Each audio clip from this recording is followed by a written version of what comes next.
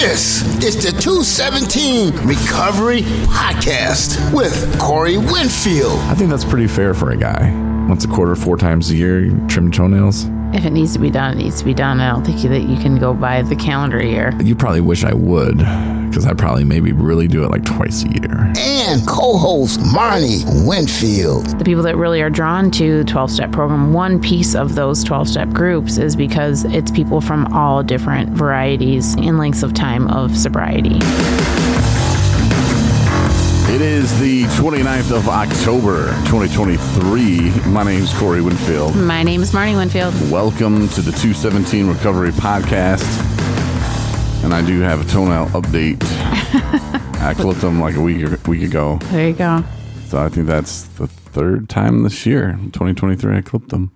Excellent. So you're on track. Doing better than once a quarter. That's good. Not bad. I'm proud of you. How they look today. Progress, not perfection. Can you see them under the desk here? I can't see them, so it's probably a good thing. Because they're beautiful. No, because they're not like daggers in the light. Then you have toes that look like troll toes. Like if I was a troll and you saw my feet, you were like, oh, that guy's a troll.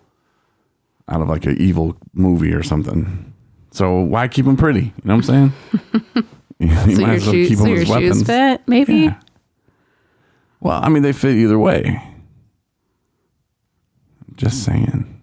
Well, I'm proud of you. And there's people out there that trim them every month, probably. Mm-hmm. Every week. Yep. They probably pay people to do them. They do.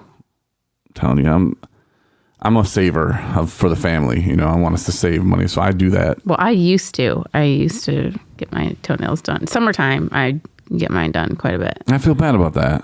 Because I had said to you one time, like, look, like I can buy another TV or a microphone or a camera or whatever I was trying to buy. You know, I was trying to justify it. That look, I cut my own hair with $200 clippers, but still I cut my own hair. Yeah. I do my own fingernails, bite them. With your own teeth. Mm-hmm. Which is not a good habit. I think everybody does that, really. No, not really.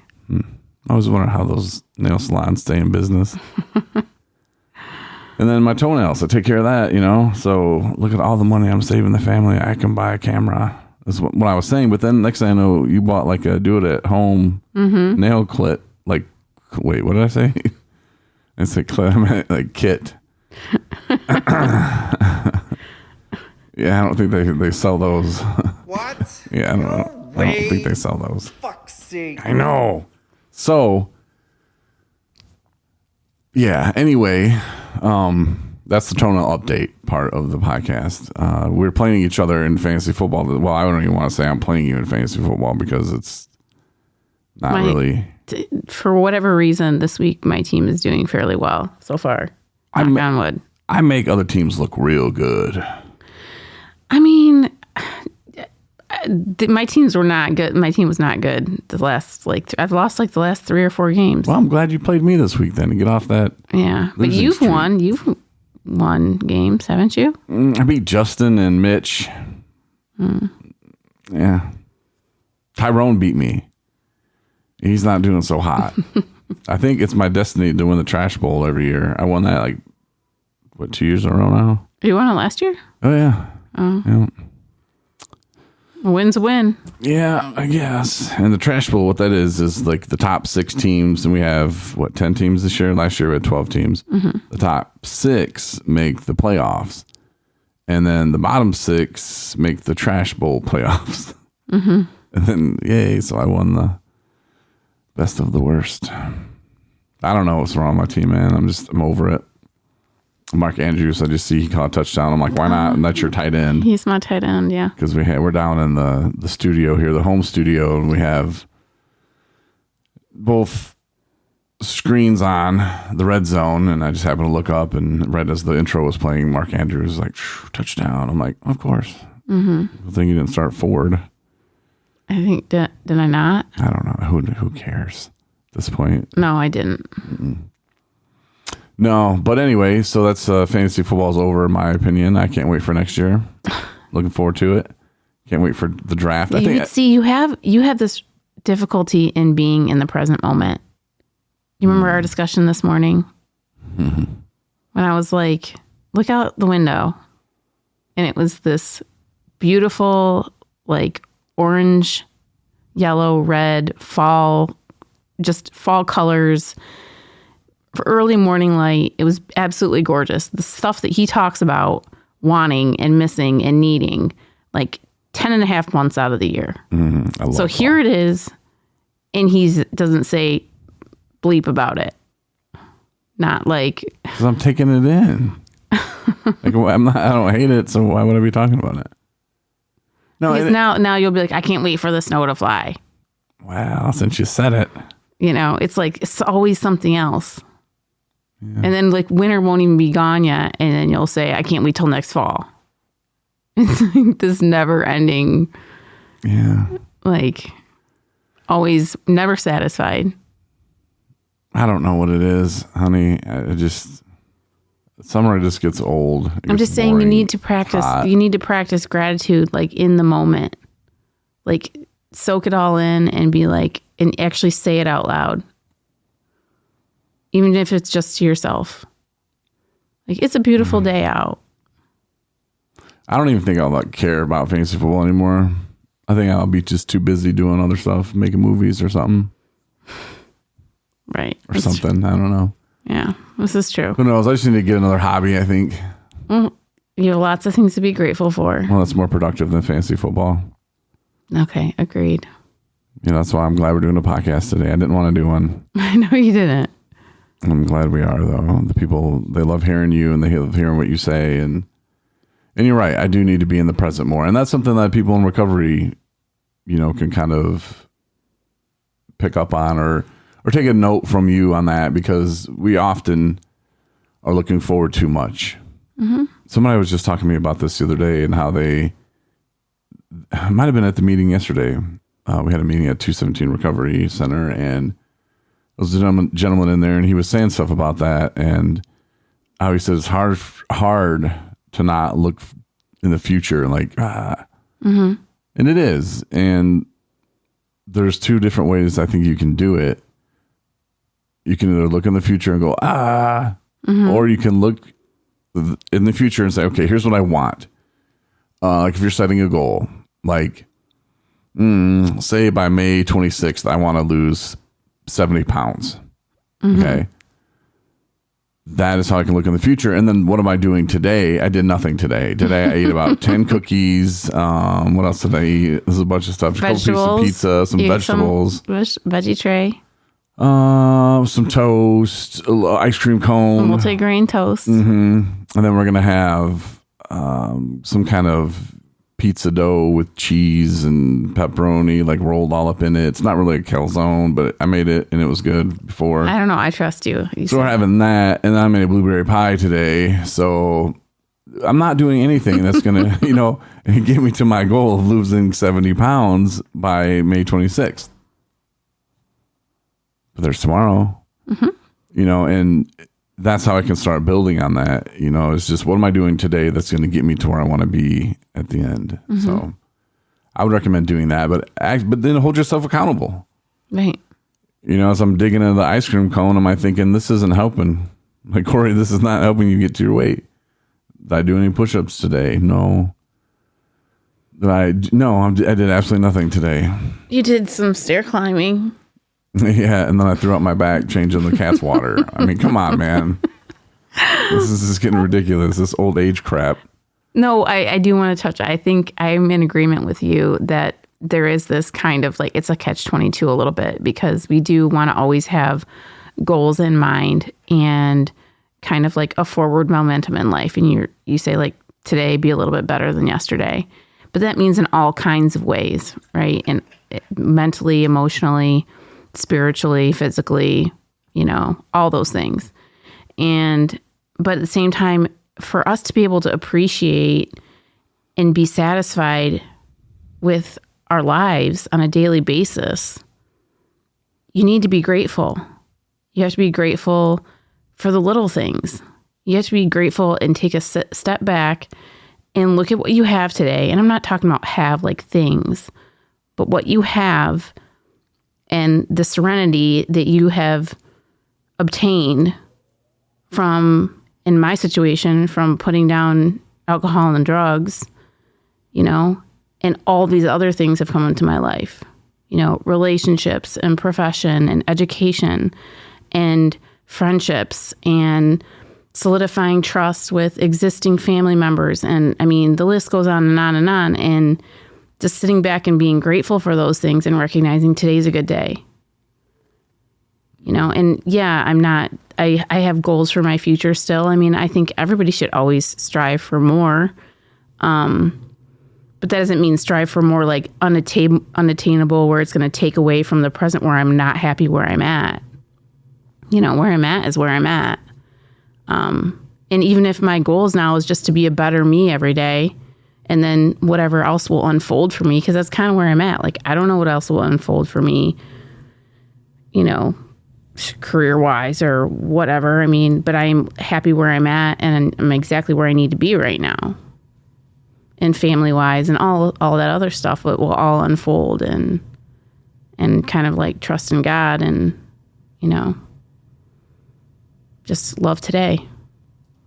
Yes, loving today would be easy for someone who's like, man, things are going great in my life and my work and everything. But for some people who it's not, how are you going to like say, oh, well, it's going great today when it's not? For those people, I think digging deeper and looking broader would help them. Like, okay, I'm not on my goal today. Mm-hmm. But what did I do? I woke up next to you today. That's pretty awesome. Mm-hmm. I got to hang out with you. You got to wake me up during a nap. That was awesome. Like I got to watch a movie with you. Like I get to spend time with you. That's awesome. Like look at the other things in life besides just like being so focused on one little aspect of your life. Mm-hmm. So that's what I need to do. Am I perfect today in every aspect of life? Absolutely not. You didn't drink today? No, I didn't drink today. And there are a lot of things that are not in shambles in my life like they once were. Mm-hmm. So, no, absolutely.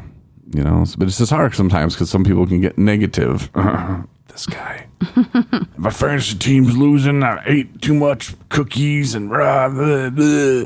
Well, calm down, sailor. Like, that's how I talk to myself. I'm like, hey, sailor, better calm down. Yeah. No, but just appreciate those little things too, because there's a lot that you can appreciate. Family. Family's in good health. Like there's a lot of good things out there. Yeah. My car has gas in it. That's pretty cool. It's insured. Yeah, I got insurance on that. Not in jail. Right.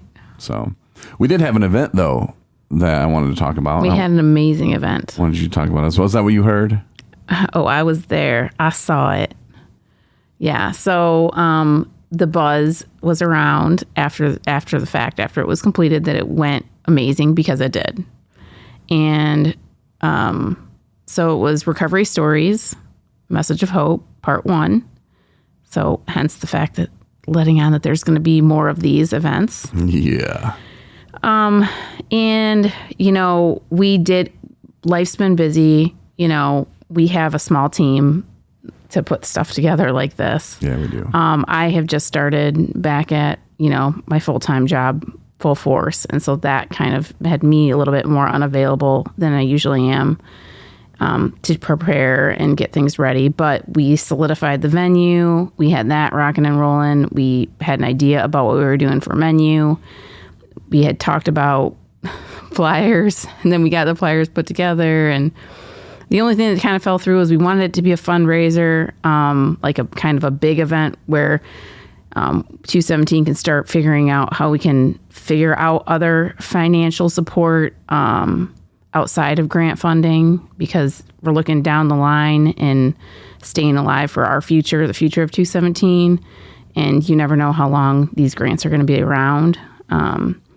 But because of because of time crunch and because of availability and because of the fact that you need to have people that are good at asking for funding. Yeah. And it's a hard thing to do. Like it's a thing. It's a skill. Mm-hmm. And not everybody has it. In fact, very few people have it. First, without sounding like you're being an a-hole and demanding, Second, sounding like you're not being like some cheesy car salesman, right? Like you're like trying to swindle somebody out of something for nothing, And 3, having, a good kind of vocal pitch on how what it is exactly you're doing and why you need the help. And, all those things combined, it's difficult. It's a difficult ask, especially when we're, hoping this is going to be something down the line to ask for pretty substantial amounts of money to help, or to keep us alive, to keep 217 alive. And so all that being said, due to time, we did not pull that piece together, except for we did have some sponsors come through, which were, help me out. Yeah, well, we went to the point of like, hey, go out and, let's go get some sponsors. But then it's like, that's not the crew. We didn't hire them to be, sponsor people, fundraisers. We hired them as recovery coaches. It's and like you said, it's an art. It's a skill. It's having that sincerity, and you have to get people to like you. But we went and we tried anyway, but then it kind of didn't work. And I had told the guys without talking to you first, I'm like, yeah, just go out and, talk to some people that you're comfortable with. Just start there, and whatever, gets donated, we give you 10%. And then I told you that later, and you're like, 10%? What? You're going to give them money for doing their jobs? Like, they already get paid, don't they? And I'm like, oh, yeah. Mm-hmm. So that was like next. And so Justin, he went out and he talked to people. This guy named John at Northern Consulting Associates, and he was like, hey, we're doing this. And, so they donated to us for this event. And so did the Grand Traverse Pie Company, Justin's lady friend or girlfriend. What do you want to? Mm-hmm. I don't want to say her name, but I know it. It starts with a K. I'm just saying, I know it. Okay. But I'm just not going to put her on blast. Sure. Know. But Grand Traverse Pie Company donated to the event as well, and so did Coca-Cola. Mm-hmm. And thanks to Darla for hooking that up. But this next one is going to be hopefully a little easier, a little more friendly. And I already had people asking me, how do we donate and how do we sponsor that one? Yeah. Because there was a woman that wrote me, she's like, oh my gosh, this event was amazing. She's like, we talked about it all the way home. Just what a great event it was. And I guess she was like, my son was there in attendance too, and he loved it, and he's in recovery. And so it was cool. It really was cool. And I told her, I was like, well, she's like, when's the next one? And I was like, probably, we're thinking about doing these once a quarter. Yeah. So probably, February is what I would, if I was just throwing it out there, I would say February. Yeah. And I told her, yes, we will get you the sponsorship sheet next time. We'll have that in advance. We'll be way more organized. But at the end of the day, we also had people, reaching into their wallets and how it did some cash donations for a little thing that went around, which was we were really grateful for those of you that, that donated that way. It's awesome. Every little bit helps. That is on spot for our next event in a safe place, ready to go towards the grocery bill for whatever it is that we're going to be having next time. Yep. But just all in all, it was amazing. We had a total, both my mom and I counted, and we both came out with 87 people attended. And you weren't counting us. I did not count us. Right, so 87 attendees. Well, I didn't count like you, me, Justin, Adam, Mitchell. Did you count Kenny, Lindra? I get their names. I think I counted them. I said? Kenny Lindra. Kenny Lindra, yeah. Yeah. It's like the Benifer, Lindra. We should make a name for them. Lindra. All right, Lindra. Did you count Lindra? They were there. I did count them because I was counting table spots, and I just didn't count our work table spot. But awesome turnout, and I'm so grateful that ATS was I want to say allowed, but figured out how to transport and get the clients from both the men's and women's residential programs to be able to attend. Because really at the end of the day, like, those are our focus group. Yep. Like, those people are really who we're speaking to. And I mean, also, you've been to treatment, right? Yeah. It can get pretty redundant those days. Oh yeah. The same thing over and over and over. And something like this, is like a breath of fresh air. A new environment, new people. We're still on point. We're talking about recovery, and they got fed, and it was it was a buzz. It was great, and you could just see the light in their eyes, and they were still talking about it the next day. When I went in there to work. So I'm just really grateful that they made that happen. I think that's like I said, those are the most important people in the room. But then our speakers, were phenomenal. Yeah. David G was great. Mary was great. The little bits from Adam and Kendra and Lenny and you were amazing. And it was exactly what it was going to be. You said, little blips from the beginning, and then we did a pause. Came back, we put out the dessert, I think. Right? Is that how we did it? Yep, we did our recovery stories, which were just like 5 minutes and each. And then after mine, I was like, all right, now we'll put out some desserts. Yeah. And then Mary came out, and she was funny because I don't know if she didn't know there was stairs to the stage on the other side, or she just didn't care, but she just jumps up on stage, which is in our video. There's like photos from the speakers, and there's like a little video of it, but there's like in that, you'll see her like jumping up on stage. I'm like, I have to leave that in there like that, because it was like a moment that people were kind of like, what is she doing? Like, well, that's Mary though, man. She don't care. And right. She's going to figure it out.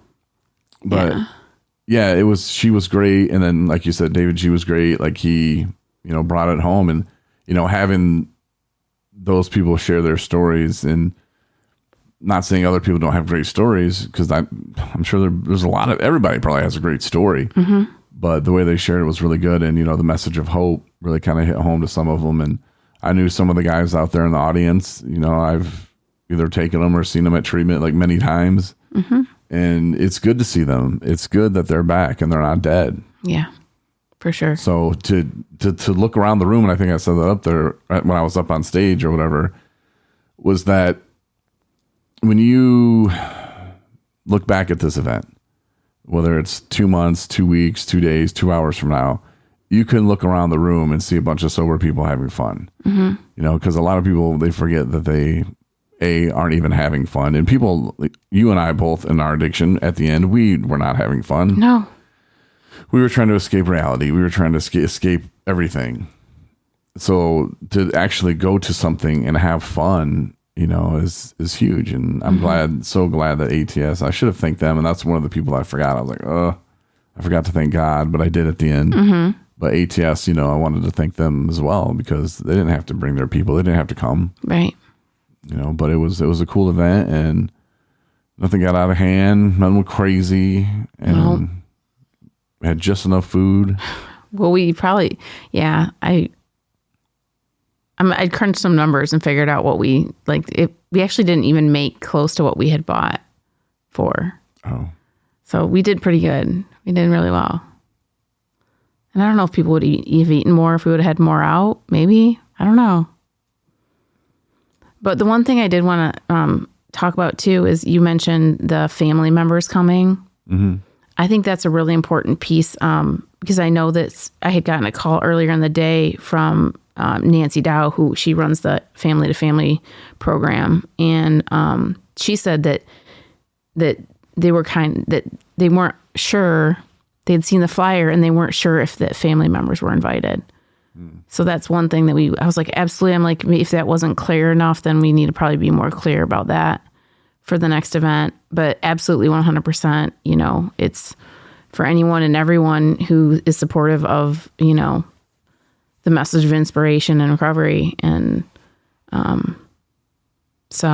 I'm really glad that the people that did make it made it, Yeah. We would love to have more of those people. More family members and loved ones.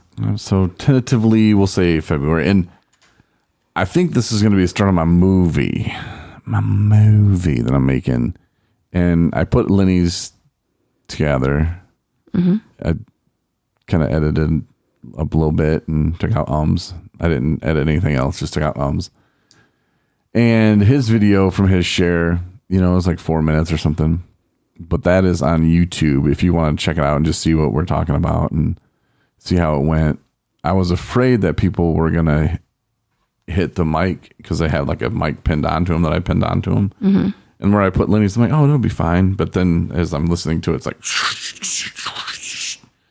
so just overlook that. But I think this would be something that would be fun to like turn into a movie or something. But I guess now that I'm thinking about it now with those, it probably wouldn't be a movie. So as soon as I put the other ones together, I'll, put them up online somewhere. But yeah, for sure. We'll see how that goes. And then I want to review a movie real quick. Okay. It's called Cobbweb. It's on Hulu. Yeah. If you are looking to go to sleep, this is the movie for you. Let me just tell you that right now. Yeah. Just enough drama and suspense to bore you right to sleep. Twice. I fell asleep last night and they're like, let's watch it again because I gotta. Nope. And it was not, the ending wasn't good either. No, I would give it a 2 out of 10. And I even said, I'm like, well, this whole thing is a spoiler alert. Like the whole thing starts with them telling you what's really going on. And it's not. There is a twist there, but it's a stupid twist. And so probably I would give it a 2 out of 5. Wow. That's a 4 out of 10. Mm-hmm. Just because the little boy was good. Yeah. He did push that boy down the stairs, but you didn't see it. I don't know. And just don't watch it. And I mean, if you want to, go ahead. If you're looking for a nap, perfect. Well, it's Halloween, so there's probably 8 million movies you could watch for free right now. Scary movies. Well, Beetlejuice we started watching the other day. Classic. Yeah. I don't know. Barbarians wasn't too bad. It's not really a scary movie though. I know. We'll find a good one and then we'll review it. Eventually. But the Saws, you can stick with Saw. That's usually pretty good. Mm-hmm. That one from last year we watched, X. I think it's called X. And then the follow-up was actually a prequel called Spiral? Pearl. What? No, the movie is called, it's X. Or X-rated, or it's like to do with porn. They're going to make a porno or something out in the wood, or this guy's cabin or house or something. Oh, right. And the old people come out. But then there's like a Pearl that was like, they made after, but it was like, that's a prequel. Mm-hmm. And that was interesting as well. But that was like forever ago. That was like a year ago. But I think it's called X. I don't know. If you haven't seen those two, go look those two up and watch those. Those might not be too bad for you. Thank you for listening. Appreciate it. And if you need anything, hit us up. Thanks, everybody. Have a great night. Thanks for listening to the 217 Recovery Podcast. We hope you come back for our next episode.